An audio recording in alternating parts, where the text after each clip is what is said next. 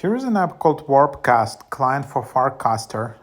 So yeah, you can just install it. WarpCast is a client for Farcaster, a new type of social network. It's decentralized like email, which means you control your account.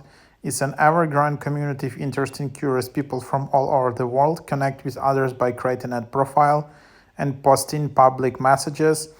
So you can just create an account, post and reply to public messages, find other users. So it's like an early version of Twitter, or this app is like one of those Twitter alternatives.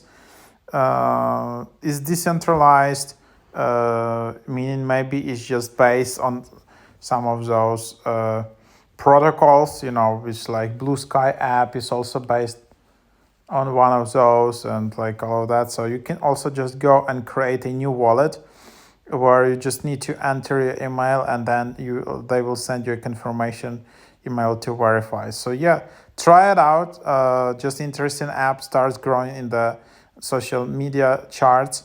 Yeah, like if you're looking for some alternatives for X Twitter app, you're not happy with Blue Sky, so you can give a try to this one.